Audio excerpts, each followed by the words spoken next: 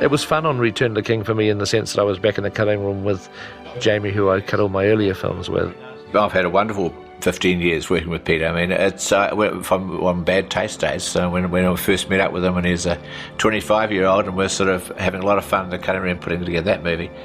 Jamie cut Meet the Feebles and Brain Dead and Heavenly Creatures and Frighteners, and he's certainly a very good guy to have when you're under pressure because he never loses it. He's always very calm and very considered.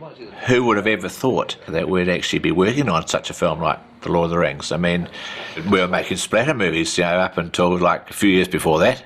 Because this was the most grueling and intensive and difficult of the 3 films to cut, it was probably useful for me to be back with the guy that I'd worked with, because you have that good rapport with each other.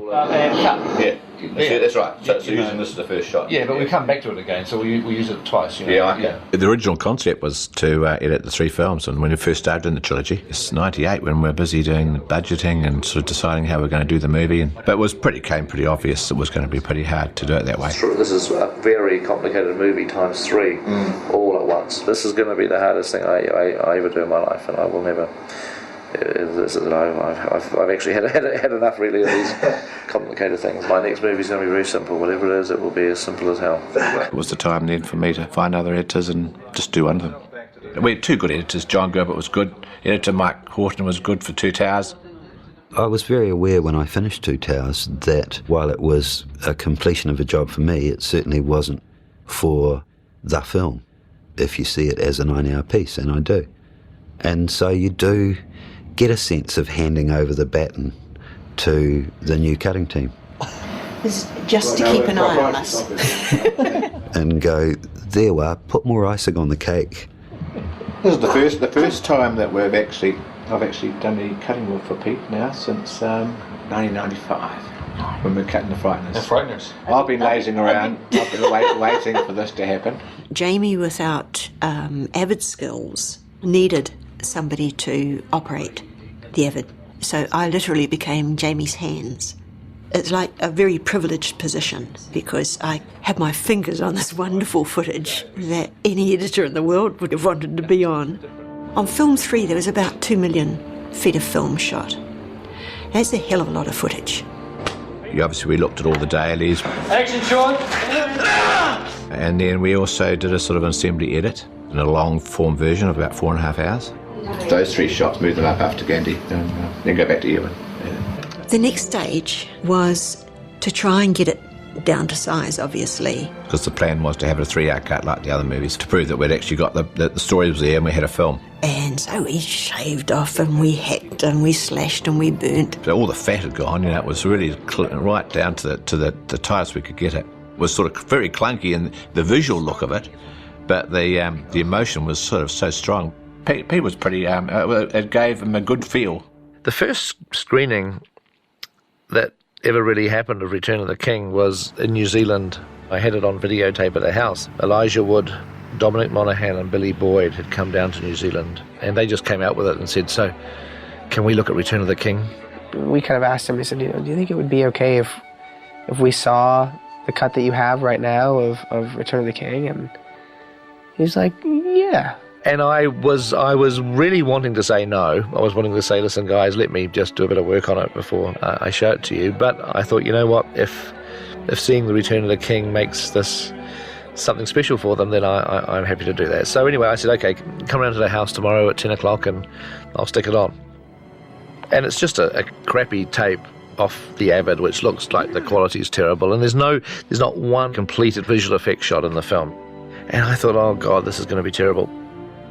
The last pages are for you, Sam. By the end of the movie, we were just in bits. We were all crying. Pete was crying. I mean, we were absolutely blown away. I remember being told, like, this Doublehead Fine Cut was so good you could, it was said glibly, but could almost be released. Viewing it with people who are intimately involved in the film gives you quite a misleading sense of exactly what you're dealing with, because you've then got to look at it in the cold light of day and say, okay, what is somebody who's not that attached to the movie going to actually make of all of this? And you realise you had a lot of work to do. And I think although Peter honestly believed early in post on Return of the King that, oh yeah, film's in great shape. It was always the strongest of the scripts, but ultimately this really was the last hurrah. This was the last swing for the fence. And then I think he came to believe that why settle for merely very good for the last film when you could have, you know, something so much better. And I think that's what launched the whole kind of torturous editing process of all the movies. It was ultimately harder and more grueling and more difficult than the post-production on Two Towers, which I would have thought was impossible because that film was a bloody nightmare. But this one turned out to be even worse. The structure, the shape, the momentum, the pacing, the storytelling, the intercutting between storylines. Because, of course, on Fellowship we had one narrative.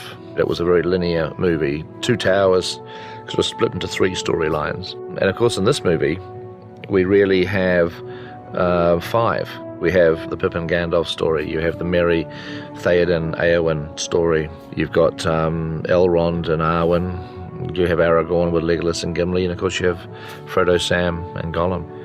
It was big. Then we started inheriting these damn scenes from film 2. We had an embarrassment of riches on Return of the King. We did have these great, wonderful scenes that didn't make it into the other films that we had filmed for them. For example, the scene of Arwen going off to the Greyhaven, seeing an image of her son and returning to confront her father. And we put it in Two Towers, but that just slowed the story down, whereas in Return of the King, it plays perfectly. If I leave him now, I will regret it forever. We also had the demise of Saruman. The death of Saruman was supposed to wrap out the Two Towers. I think a lot of people know that now.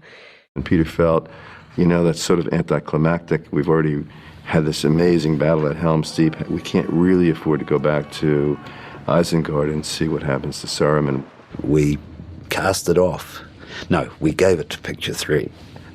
I remember Mike heaving a sigh of relief and sort of saying, "Hey, Jamie, I've got another scene for you can use for film 3. I was thrilled that they were bringing me into the third film. I was supposed to end my presence on Middle-earth at the end of the second film. And then they decided that the character was so dominant and so important and so powerful that they were going to bring him into the third. I thought, oh no, we're stuck with it. How are we going to get in this? And I said to Peter, we can't put the scene in film 3. It's just never going to work in film 3. It's the wrong way to start a film 3. He said, oh, no, we'll just do some new lines in the pickup sheet. We're going to pick up some more stuff. We rewrote a few lines of dialogue that would function more as the beginning of a film. We thought, okay, if it's going to be at the beginning of our movie, let's make it feel like a beginning, not an ending. So you have come here for information? I have some for you. We tried our best. We really gave it our best shot. Rewrites of it, reshoots. So I did the entire scene and then did it again. And I certainly ADR'd it 4 times. We must have cut the scene about 20 times, and we ended up with all these different cuts. It's one of the most crucial scenes in the entire story. If you have to struggle and struggle and struggle over a scene, it's probably because it's not the right scene for the film as a whole. Basically, it came down to the fact that it wasn't working, and we just had to take it out. I was very disappointed. I was shocked, I was disappointed, I was hurt, and I can't understand why they did what they did. We just felt that the opening of the film wasn't zipping into our Return of the King storyline as quickly as we wanted it to. To kill off your film 2 villain in the beginning of film 3 was probably not the most efficient storytelling one could conceive of.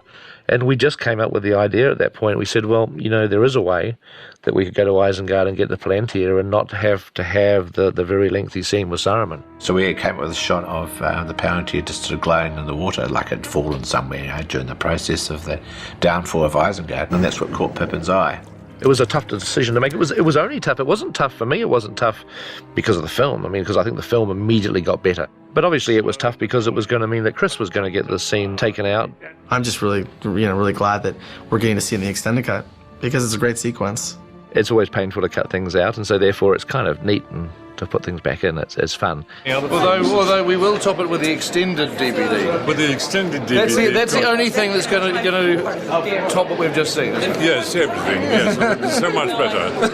I'm in it for 7 minutes, but it's unforgettable. The whole film goes downhill after that. Go, cheers. I have an enormous sense of pride at having been a part of this.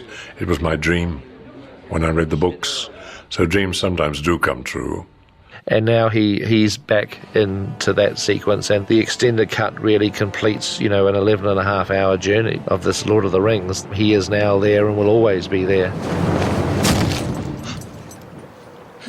There are some things that you drop that you really love. They take away from the progress of the story.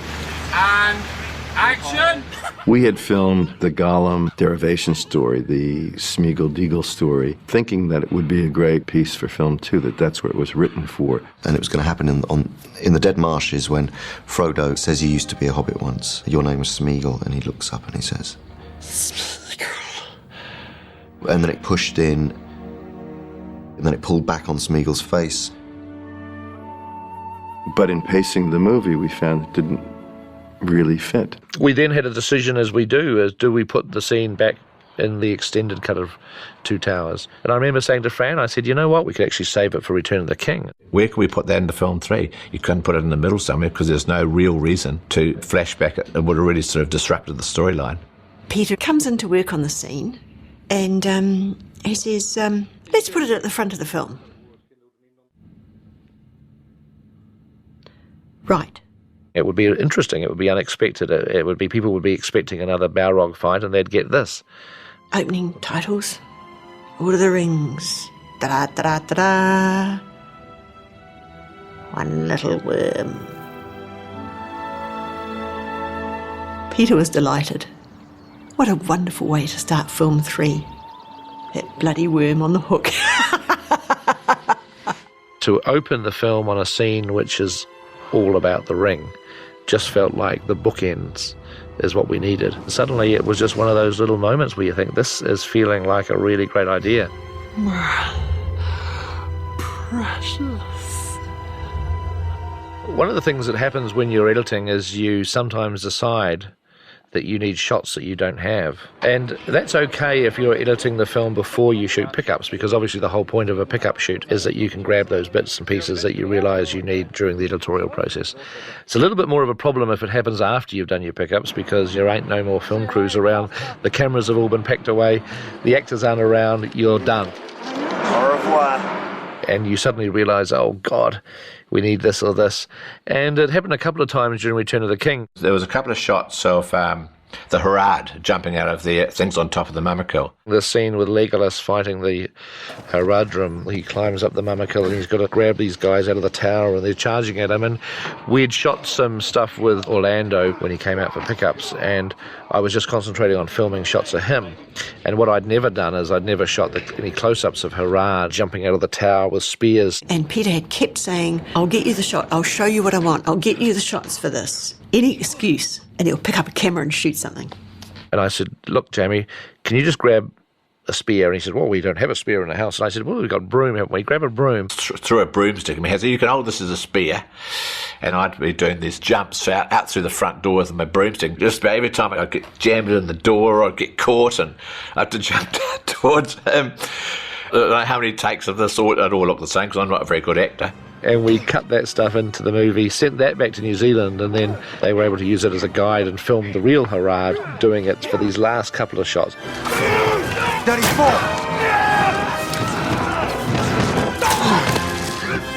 I'm surprised they didn't just leave me in there and sort of rotoscope out the door, really. I mean, I would have made a good Harad. Definitely an Oscar nomination. And there was another situation where we were cutting the scene with Gollum, which is outside Shelob's tunnel, and we decided that we wanted to change the nature of the scene. I mean, it was all that sort of tugging and go to and fro with this ring idea. Frodo wanted to destroy it, but Gollum didn't want him to destroy it. We wanted to emphasise much more Gollum's reaction to the fact that the ring is going to get destroyed. We felt this was a really important moment. And we thought, you know what, we don't have those Gollum reactions. We don't have him really processing the fact that this ring is going to be destroyed. Is that something he wants to happen?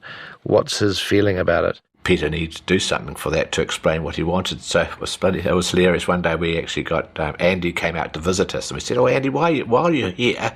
Pete says, "We want to shoot this. Very important connective moment between you and Frodo."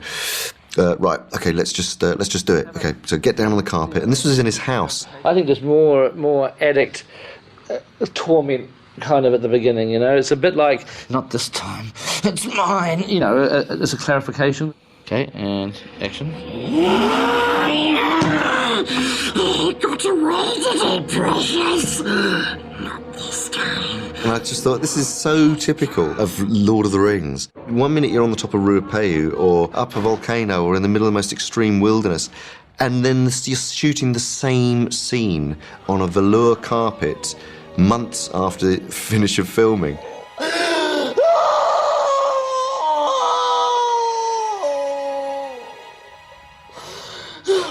I'm thinking, I haven't even had a coffee yet, you know. I just rolled and I got him to do various things with his face and looking. We used that, put that into the Avid and cut those bits in, and we sent that back to New Zealand. That caused quite a lot of laughter back there. Waited it, precious. Not this time. Not this time. I have to destroy it, Smeagol.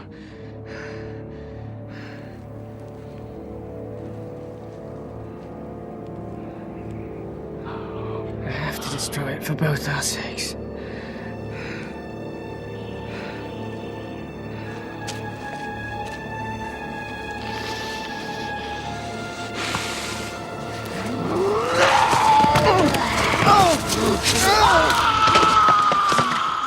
That's movie magic. You know, we cut this movie very much out of sequence. Occasionally I would just edit one story for a while, so I'd say to Jamie, you know, let's just concentrate on Frodo and Sam for a period of time. And so I wouldn't even think about where we were cutting to another story or how we were cutting to another story. I'd simply just cut scenes with Frodo and Sam, just move from scene to scene to scene to scene. And then we might go and spend a bit of time at Minas Tirith for a while and do some scenes with Gandalf and Pippin and Denethor and work through that. And, you know, I was starting to realise that unless I dropped everything and really started to put a concentrated 2 or 3 weeks worth of work into the end of the film, that I was going to really squash that. It was going to get put into the last few days of cutting, and I was going to rush through the climax. And I just dropped everything and just started to really focus on editing that sequence. And I was pleased that we did that because we gave it the time it needed.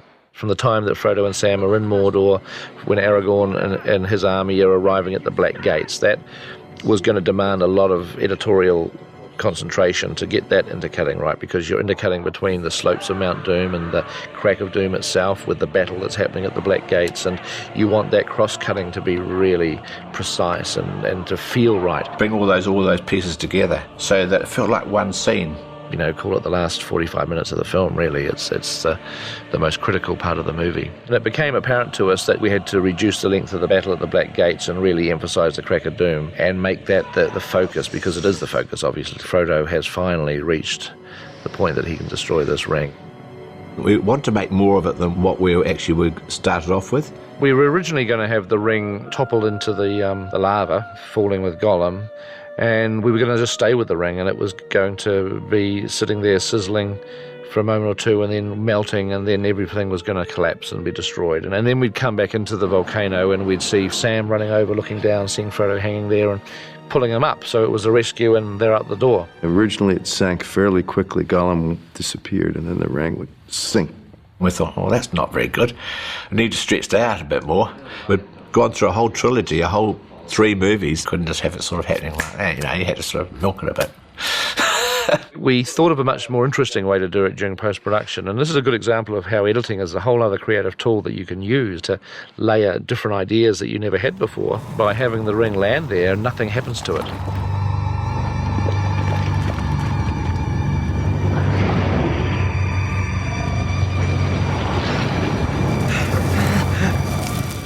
And cutting back to it.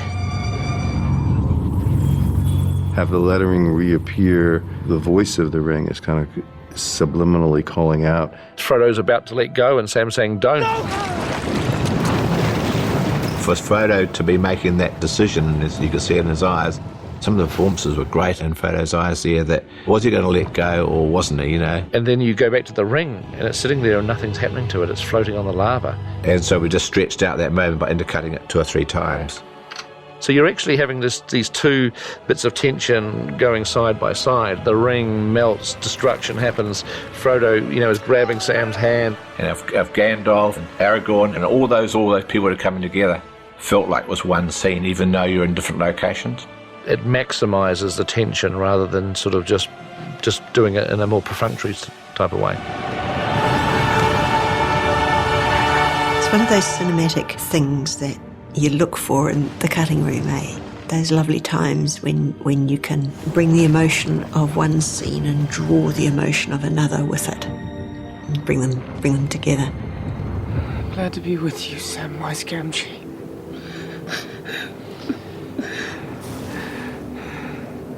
Here at the end of all things. That 4.5 years of being on Rings was a great time in my life. What I learnt was absolutely immense in terms of teamwork. It's very important to get a team that all work very well together, and we have a fantastic team. I really think they really deserve a few drinks. They've done a wonderful job, and I'd have them on any other movie. I'd never ever would have imagined being where we are now when I first met up with Pete. I just take the view tonight that it's just hard to believe that here we are here tonight, and I met up with him 15 years ago and doing Van Taste. This guy's got a bit of talent, got to move him along. And so we had a lot of fun making those movies, and it's fantastic to receive this award tonight. I mean, it's just unbelievable. I mean, who would have ever thought? I've been very lucky to have been continue working, cutting his movies. He could have easily got other editors to have worked with him. I mean, he didn't have to stay with me, but we had a pretty good relationship, worked quite well together. Well, it's a jolly good show. Thank you, everyone. I think it's very appropriate. Thank you, Peter. Thank you, thank you, thank you, thank you. It's very, very, very special. Oh. Been a fun 6 years. It's just fantastic that we're still working together and having a lot of fun making movies. We could keep you going for another year, couldn't we? No?